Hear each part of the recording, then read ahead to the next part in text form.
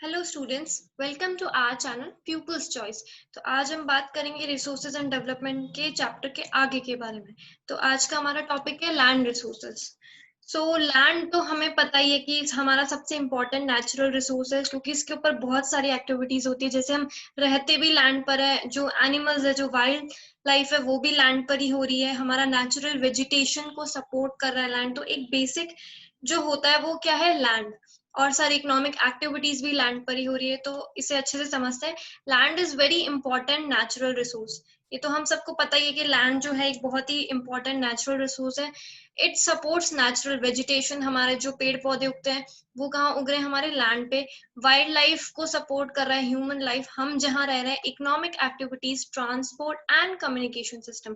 Transport भी land पर ही हो रहा है, कम्युनिकेशन भी लैंड के थ्रू ही हम लोग कनेक्टेड है। तो फिर क्या होता है, ये इतनी सारी चीजों को सपोर्ट कर रहा है, तो एक बहुत ही नेचुरल रिसोर्स है, बहुत ही important. Land is an asset of finite magnitude. Finite magnitude का मतलब क्या होता है? फाइनाइट मैग्नीट्यूड का मतलब होता है कि हमारे पास जो लैंड है वो बहुत ही लिमिटेड है। लैंड तो अपने आप बड़ा नहीं हो रहा है, लैंड तो उतना का उतना ही रह रहा है ना। तो देयरफॉर हमारे लिए ये चीज बहुत जरूरी है कि हमारे पास जो लैंड है उसका हम प्रॉपर प्लानिंग से यूज करें, कि हमें कितना कहाँ लैंड यूज करना है। मतलब एक प्रॉपर प्लानिंग होनी चाहिए। Therefore it is important to use the available land जितना हमारे पास है, क्योंकि लैंड अपने आप बड़ा नहीं हो जाएगा, हमारे पास तो उतना का उतना ही रहेगा। तो available land for a various purposes with careful planning. हमें एक प्लानिंग चाहिए अपने लैंड को यूज करने के लिए। नेक्स्ट आते हैं। अब हमारे पास जो लैंड अवेलेबल है वो कैटेगरीज में बटा हुआ है, जैसे कि प्लेन्स। अब ये जो प्लेन्स है हमारे पास, ये 43% हमारे पास टोटल एरिया में से प्लेन्स में आता है। अब प्लेन्स हमारी खेती के लिए बहुत अच्छा है, यहाँ पे एग्रीकल्चर बहुत ही ज्यादा अच्छा होता है। नेक्स्ट आता है हमारा माउंटेन्स। ये जो माउंटेन्स है, ये सबसे पहले तो हमारे जो रिवर्स है वो माउंटेन से ओरिजिनेट होती है, for example Ganga and Brahmaputra. Plus हमारा जो टूरिज्म है, लोग यहाँ पे काफी ज्यादा घूमने फिरने के लिए आते हैं, तो टूरिज्म के लिए भी माउंटेन्स काफी अच्छे हैं, जो कि हमारा 30% एरिया कवर कर रहा है। नेक्स्ट आता है प्लेट्यूज। प्लेट्यूज हमारा एरिया कवर करे 27%। प्लेट्यूज हम सबको जैसे कि पता है कि उठा हुआ एरिया होता है, लैंड का एक उठा हुआ हिस्सा। ठीक है। अब यहाँ पे बहुत सारे रिच मिनरल रिसोर्सेस पाए जाते हैं, जैसा कि हम सबको पता है, मालवा प्लेट्यू एक एग्जांपल ले लो। अब लैंड यूटिलाइजेशन पे आते हैं। हम लोग लैंड को कैसे यूटिलाइज कर रहे हैं, लैंड कहाँ कहाँ काम आ रहा है, कैसे हमारे यूज में आ रहा है। सबसे पहले फॉरेस्ट। फॉरेस्ट हम सबको पता ही है, जंगल। फिर आता है land not available for cultivation. अब एक ऐसा भी लैंड है जो कल्टीवेशन के लिए अवेलेबल ही नहीं है। क्यों अवेलेबल नहीं है, अभी समझते हैं। या तो ये बैरन एंड वेस्ट लैंड है। बैरन मतलब कि बंजर जमीन है, और वेस्ट जमीन है, यहाँ पे हम लोग कुछ नहीं कर रहे हैं, ऐसे ही पड़ा हुआ है ये लैंड। या फिर land put to non agriculture activities. अब इस लैंड पे एग्रीकल्चर नहीं हो रहा है।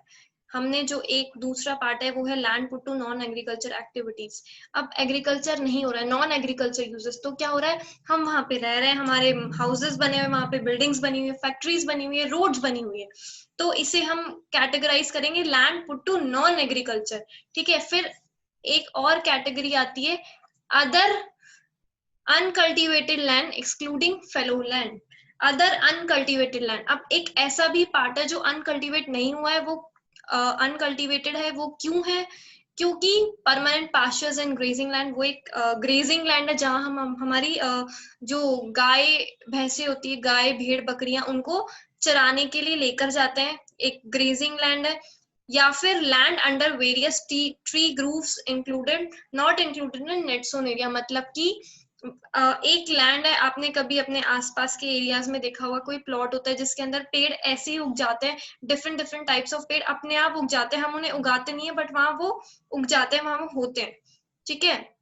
तो land under various various types के क्रॉप्स ट्रीज उग जाते हैं। ठीक है। थर्ड आता है कल्टरेबल वेस्ट लैंड। अब कल्टरेबल वेस्ट लैंड का मतलब है कल्टरेबल, मतलब कि वहां एग्रीकल्चर हो सकता है, हम उसे कल्टीवेट कर सकते हैं, बट हमने उसे अनकल्टीवेटेड रखा हुआ है मोर देन 5 years। ठीक है। नेक्स्ट आते हैं हमारे फेलो लैंड। अब ये एक ऐसे लैंड होते हैं जहां हमने बहुत टाइम तक खेती नहीं की है, या तो वो बहुत ही, मतलब उसकी फर्टिलिटी बिल्कुल चली गई है और हमने उसकी फर्टिलिटी को वापस लाने के लिए उस लैंड को ऐसा छोड़ रखा है। या फिर वहां का जो कल्टीवेशन है वो एकदम बहुत ज्यादा उसमें पैसा लगता है। ठीक है। तो हमने उसको ऐसे ही छोड़ रखा है। मतलब वहां हमने खेती बाड़ी करी नहीं है। तो करंट उसके अंदर दो कैटेगरीज में आता है, वो current fellow land and other than current fellow land. तो जो करंट फेलो लैंड है जिसपे हम अभी बात करेंगे, वो क्या होता है कि जिसपे हमने 1 या 1 साल से कम खेती नहीं करी हो, लेफ्ट विदाउट कल्टीवेशन फॉर 1 और लेस देन 1 एग्रीकल्चर ईयर, 1 या 1 से कम साल तक जहां पर खेती ना की गई हो। और अदर देन करंट फेलो में आता है जहां हम 1 से 5 साल के बीच में हमने खेती बिल्कुल नहीं करी है। ठीक है, अब नेट सोन एरिया और ग्रॉस क्रॉप एरिया, इसे हम बिल्कुल अच्छे से समझने वाले हैं कि नेट सोन एरिया और ग्रॉस क्रॉप एरिया क्या होता है। सबसे पहले बात करते हैं कि मेरा, जैसे कि मान लो ये फार्म है, यहाँ मैंने गेहूं की खेती करी है। ठीक है, ये मेरा फार्म था 10 एकर्स का, 10 एकर्स का मेरा फार्म था जहां मैंने कर ली गेहूं की खेती। ठीक है, अब क्या हुआ कि ये फसल उग गई, मैंने इसको काट लिया। अब क्या होता है कि मैं ये फसल कट कर लूंगी, फिर मैं सीजन जब तो ये जो मैंने इस वाले पे जो खेती करी थी, इसे 10 एकर्स पे, ये हो गया मेरा नेट सोन एरिया। ठीक है, ये हो गया मेरा नेट सोन एरिया। अब सपोज करो कि सीजन चेंज हो जाता है, सीजन चेंज हो रहा है और मैं अब चावल की खेती करने का मेरा मन है। मैंने इस आधे खेत पर 10 में से 5 एकर्स पर 10 में से 5 एकर्स पर मैंने कर ली अपनी चावल उगा लिए।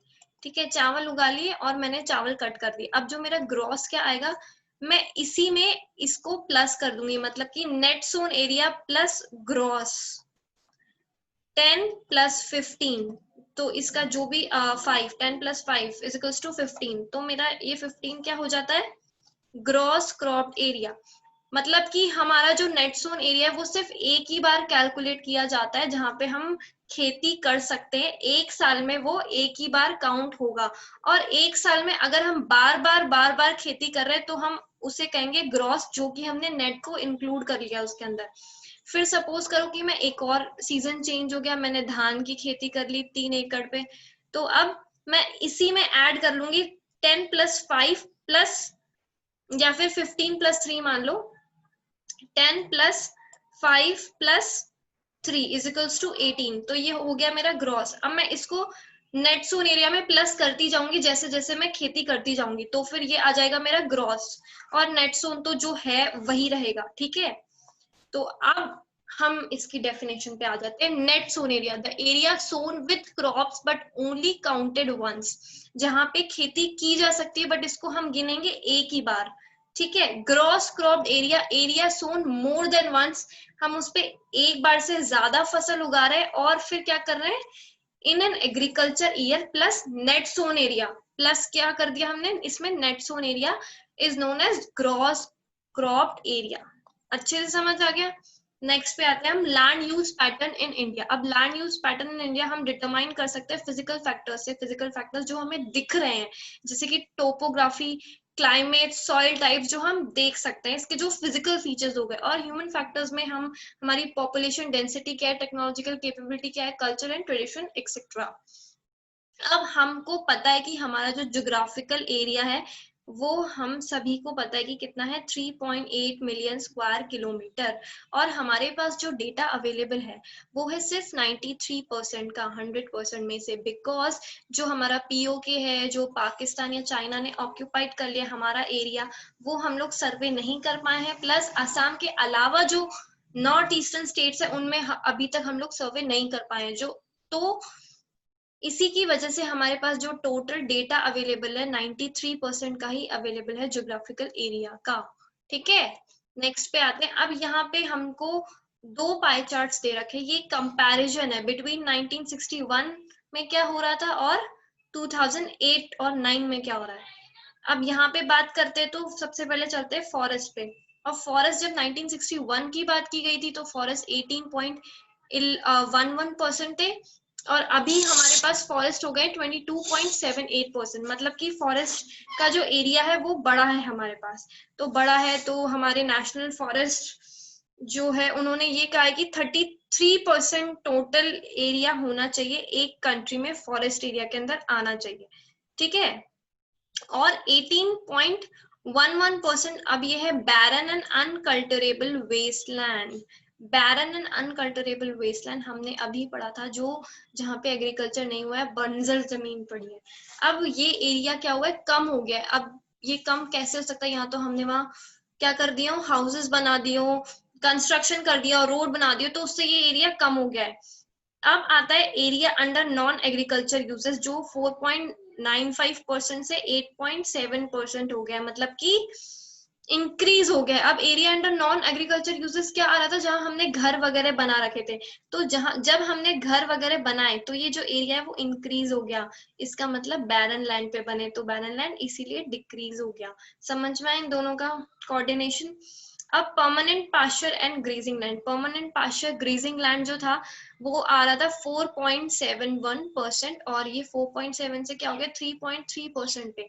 ये हमारे पास कम हो गया है, फिर भी हम लोग अपनी कैटल्स को फीड कर पा रहे हैं, उनको खाना दे पा रहे हैं, खिला पा रहे हैं, क्योंकि हमारे पास आजकल जो आर्टिफिशियल फूड है वो आ गया।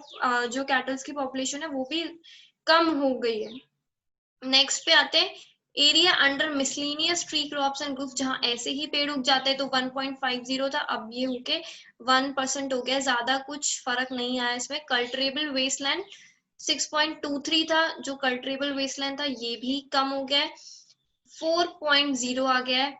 Fellow other than current fellow land, fellow other than current fellow पहले आ रहा था हमारे पास 3.50%, अब आ रहा है 3.6%।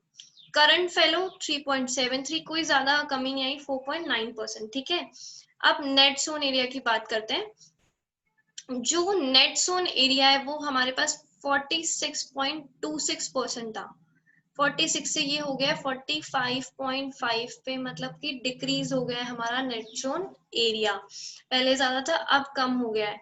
तो ये जो नेट जोन एरिया की हम बात करें, ये भी डिफर करता है डिफरेंट डिफरेंट स्टेट्स में। जैसे कि पंजाब हरियाणा जहाँ ज्यादा खेती होती है, वहाँ टोटल ज्योग्राफिकल एरिया का जो 80% पार्ट है वो नेट जोन एरिया में आता है। और ये जो हमारे स्टेट्स लाइक अरुणाचल प्रदेश, मिजोरम, इनका 10% से भी कम आता है नेट जोन एरिया में। हुआ ये pie chart clear. Next next पे हम चलते हैं। तो land degradation and conservation measures. अब लैंड डिग्रेड होना, इसका मतलब कि क्वालिटी ऑफ लैंड खराब होती जा रही है हमारी वजह से। जो हम लैंड को जिस तरीके से यूज कर रहे हैं उसकी वजह से हमारा लैंड डिग्रेड हो रहा है, उसकी क्वालिटी पे असर पड़ रहा है, वो खराब होती जा रही है। तो अब इसको अच्छे से समझते हैं। 95% of our basic needs for food, shelter and clothing are obtain from land. 95% जो हमारी बेसिक नीड है, रोटी कपड़ा मकान, वो हम रहते भी लैंड पर है, फूड भी हमको लैंड से एग्रीकल्चर से मिलता है, क्लोथिंग भी हो रही है हमारी, तो कहाँ पर हो रही है, जो फैक्ट्रीज है वो भी तो लैंड पर ही है। तो हर चीज किससे हो रही है, हमें क्या मिल रही है, लैंड से मिल रही है। अब human activities have not only degraded land, जो हमारी ह्यूमन एक्टिविटीज है, हमने सिर्फ लैंड को ही डिग्रेड नहीं किया, बल्कि उसको डैमेज करने की हमने स्पीड भी इंक्रीज कर दी, हम डबल स्पीड में उसको डैमेज करते जा रहे हैं। अब ह्यूमन एक्टिविटीज कैसे करते जा रहे हैं, हमारी जो हरकतें हैं, जैसे कि डिफॉरेस्टेशन होना, ओवर ग्रेजिंग करा देते हैं, एक ही जगह पर बार बार है ना उन्हीं गाय भैंसों को चराने के लिए छोड़े जा रहे हैं, माइनिंग हो रही है, quarrying to have contributed in land degradation. Next आते हैं इसके कॉजेज क्या है। डिफॉरेस्टेशन ड्यू टू माइनिंग, जो डिफॉरेस्टेशन हो रहा है माइनिंग की वजह से, जैसे हमें कहीं किसी एरिया में माइनिंग करनी है, तो जब हम किसी एरिया में माइनिंग करते हैं तो उस पूरे एरिया को खाली किया जाता है, उसके ऊपर बड़े बड़े बुलडोजर्स चलाए जाते हैं, तो इससे पेड़ वगैरह हटाए जाते हैं वहां से, तो डिफॉरेस्टेशन हो रहा है। जैसे कि झारखंड, मध्य प्रदेश, छत्तीसगढ़ एंड उड़ीसा में। ओवर ग्रेजिंग, वही वाली बात है, एक ही जगह पर गाय भैंसों को चराने के लिए छोड़ दिया, हमारे गुजरात, राजस्थान, मध्य प्रदेश एंड महाराष्ट्र में हो रही है, states like.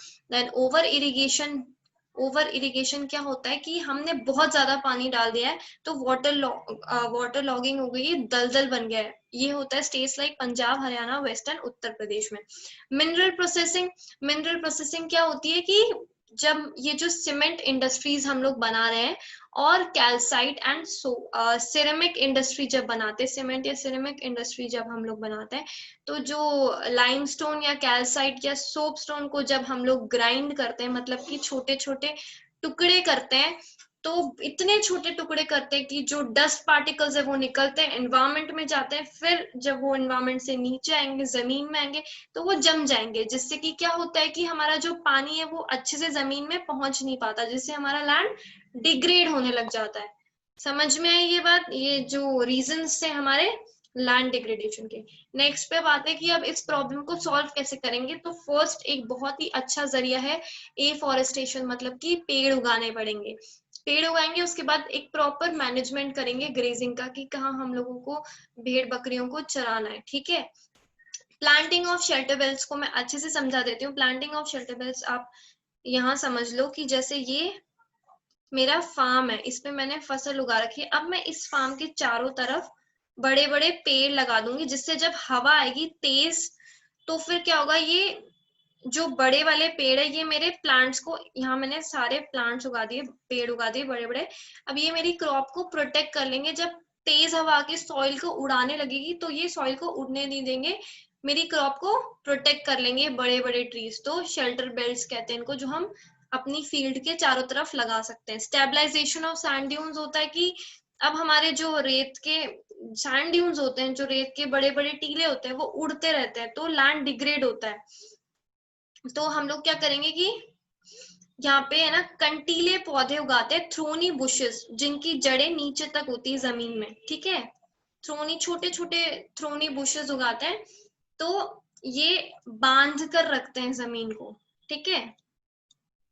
Proper discharge and disposal of industrial influence and wastes, हम हमारा जो भी इंडस्ट्री से वेस्ट आएगा हम उसको प्रॉपरली डिस्चार्ज करेंगे। ये नहीं कि कहीं भी फेंक दिया, हम उसको प्रॉपरली डिस्पोज करेंगे। फिर कंट्रोल ऑफ माइनिंग तो करनी ही पड़ेगी। जितना माइनिंग में हमारे बहुत ज्यादा लैंड यूज आता है, उसमें से वेस्ट भी निकलता है, हम कहीं भी फेंक देते हैं, ऐसा बिल्कुल नहीं करना है। तो जो माइनिंग के जो रूल्स एंड रेगुलेशंस बनाए गए हैं उसे अच्छे से फॉलो करना है, जो कि फॉलो नहीं हो पाते हैं अभी।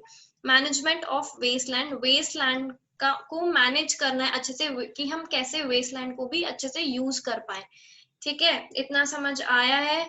तो आने वाले पार्ट्स में हम लोग इसका जो लास्ट पार्ट बचा हुआ है वो हम अच्छे से कवर कर लेंगे। और अगर सेशन पसंद आया है तो प्लीज चैनल को लाइक कर दो, सब्सक्राइब कर दो, शेयर कर दो, and please hit the bell icon. Thank you so much.